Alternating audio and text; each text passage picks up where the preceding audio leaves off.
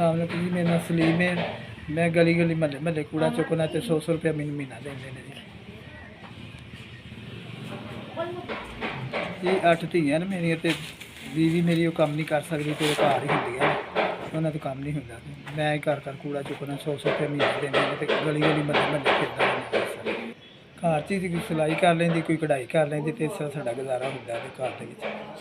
10,000 का किराया मकान का जी, पेकिया बत्ती का बिल लै, पानी का लै बिल देंगे जी।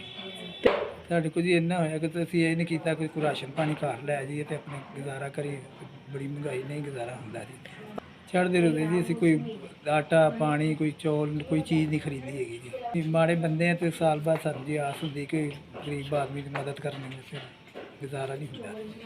मैं बड़ी दुआ देंगा जी, मेरी मदद करो, शुक्रगुजारी करांगा तुहाडी, दुआ करांगा कि अल्लाह तुहानूं बहुत देवे।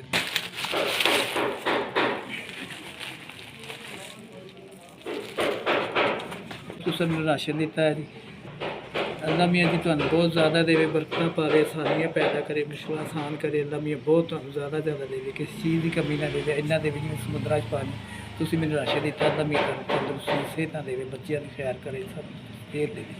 बड़ा राशन भेजा तो मैनूं मिल गया जी, अपड़ गया जी। मैं बड़ा खुश होया ते अल्लाह मियाँ तुहानूं खुश रखे जी, तंदरुस्ती सेहत देवे जी। घर राशन लैके जावांगा, मेरे बच्चे भी खुश होंगे तो तुहानूं दुआवां देणगे ते नाल खाण पीणगे। बड़ी मेहरबानी जी, ਉਹਦਾ ਸ਼ੁਕਰੀਆ ਜੀ, ਇਹਨਾਂ ਮੈਨੂੰ ਰਾਸ਼ਨ ਪਹੁੰਚਾਇਆ ਤੇ ਦਿੱਤਾ ਜੀ। ਮੇਰੇ ਘਰ ਜਾਵਾਂਗੇ, ਬੱਚੇ ਖਾਣਗੇ, ਖੁਸ਼ ਹੋਣਗੇ, ਦੁਆਵਾਂ ਦੇਣਗੇ ਜੀ, ਤੁਹਾਨੂੰ ਸੀਸਾਂ ਦੇਣਗੇ।